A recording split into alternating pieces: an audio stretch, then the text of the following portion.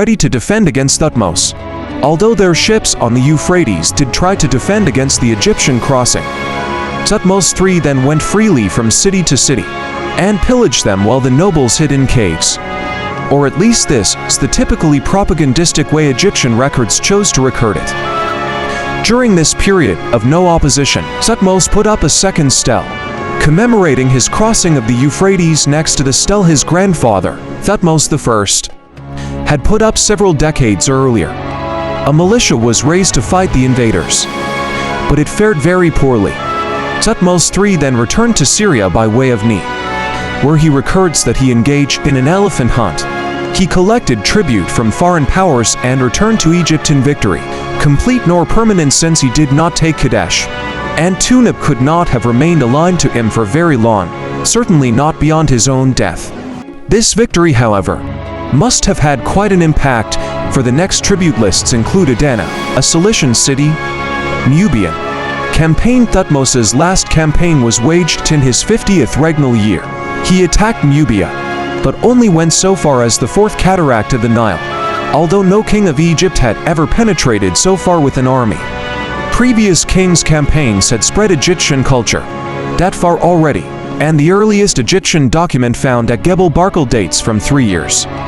The fourth Thutmose's campaign, Thutmose III, was a great builder and constructed over 50 temples, although some of these are now lost and only mentioned in written records. He also commissioned the building of many tombs for nobles, which were made with greater craftsmanship than ever before. His reign was also a period of great stylistic changes in the sculpture, paintings and reliefs associated with construction, much of it beginning during the reign of Hatshepsut. During his jubilee and was covered with scenes of defeated enemies.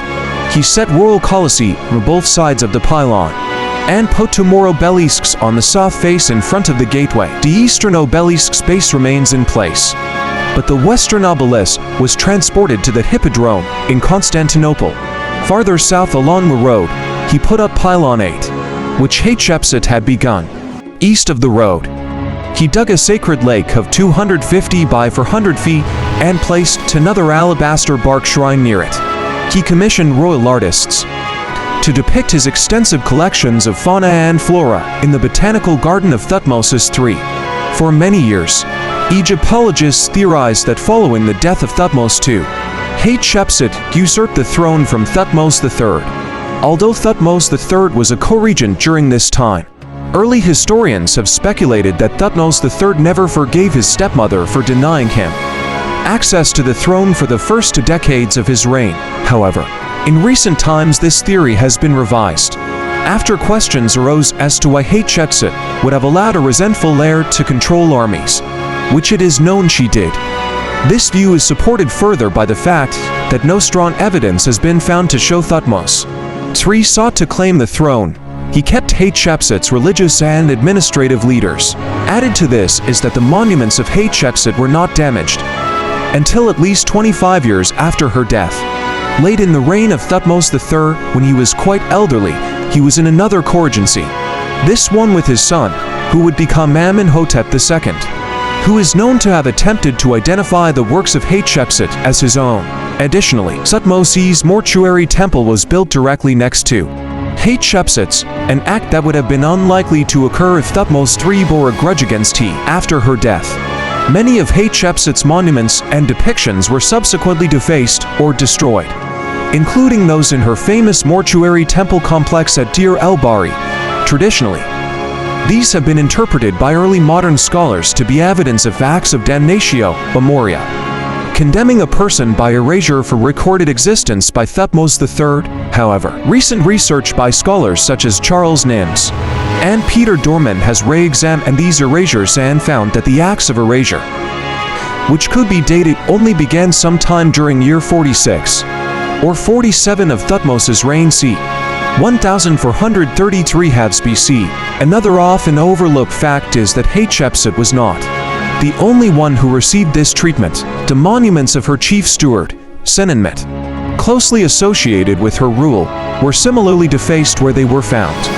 All of this evidence casts serious doubt upon the popular theory that Thutmose III ordered the destruction in a fit of vengeful rage shortly after his accession. Currently, the purposeful destruction of the memory of Hatshepsut is seen as a measure designed to ensure a smooth succession for the son of Thutmose III, the future Amenhotep II, as opposed to any of the surviving relatives of Hatshepsut who had an equal or better claim to the throne. It also may be likely that this measure could not have been taken until the deaths of powerful religious and administrative officials who had served under both Hatshepsut and Thutmose III later. Amenhotep II even claimed that he had built the items he defaced. Thutmose's tomb KV-34 was discovered by Victor Loret in 1898 in the Valley of the Kings. It uses a plan which is typical of 18th dynasty tombs, with a sharp turn at the vestibule preceding the burial chamber. Two stairways and two corridors provide access to the vestibule, which is preceded by a quadrangular shaft or well, a complete version of Amduat. An important New Kingdom funerary text is in the vestibule, making it the first tomb where Egyptologists found the complete text. The burial chamber, which is supported by two pillars, is oval-shaped and its ceiling decorated with stars, symbolizing the cave of the deity Soker. In the middle lies a large red quartzite sarcophagus, in the shape of a cartouche. On the two pillars in the middle of the chamber, there are passages from the Litanies of Re, a text that celebrates the later sun deity, who is identified with the pharaoh at this time. On the other pillar is a unique image depicting Thutmose III being suckled by the goddess Isis.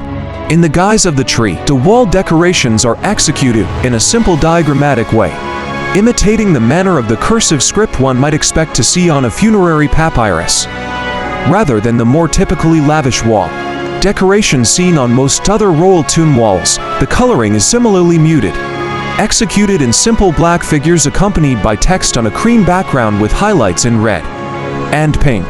The decorations depict the pharaoh aiding the deities in defeating Napep, the serpent of chaos, thereby helping to ensure the daily rebirth of the sun as well as the pharaoh's own resurrection.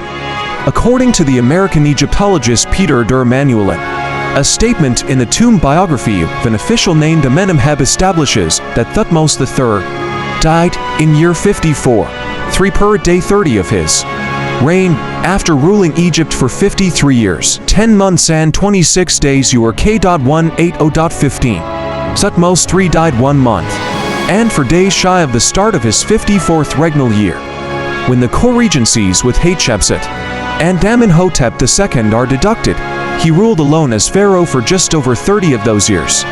Says the following: happily the face, which had been plastered over with pitch at the time of embalming, did not suffer at all from this rough treatment, and appeared intact when the protecting mask was removed. Its appearance does not answer to our ideal of the conqueror. His statues, though not representing him as a type of manly beauty, yet give him refined, intelligent features. But a comparison with the mummy shows that the artists have idealized their model. The forehead is abnormally low, the eyes deeply sunk, the jaw heavy, the lips thick, and the cheekbones extremely prominent, the whole recalling the physiognomy of Thutmose II. Though with a greater show of energy, Maspero was so disheartened at the state of the mummy, and the prospect that all of the other mummies were similarly damaged as it turned out. Few were in so poor a state that he would not unwrap another for several years, unlike many other examples from the Deir el-Bahari cache. The wooden mummiform coffin that contained the body was original to the pharaoh, though any gilding or decoration it might have had been hacked off in antiquity. In 1980, James Harris and Edward F. Wendt conducted X-ray examinations of New Kingdom pharaohs' crania and skeletal remains, which included the mummified remains of Thutmose III. The authors determined that the royal mummies of the 18th dynasty bore strong similarities to contemporary Nubians with slight differences. In his examination of the mummy, the anatomist Grafton Elliott Smith stated the height of Thutmose's mummy to be 1.615 meters 5 feet, 3.58 that the mummy was missing its feet. So Thutmose III was undoubtedly taller than the figure given by Smith. The mummy of Thutmose III resided in the Royal Mummies Hall of the Museum of Egyptian Antiquities, catalog number CG 61068, until April 2021, when his mummy was moved to National Museum of Egyptian Civilization along with those of 17 other kings and for queens in an event termed the Pharaoh's Golden Parade.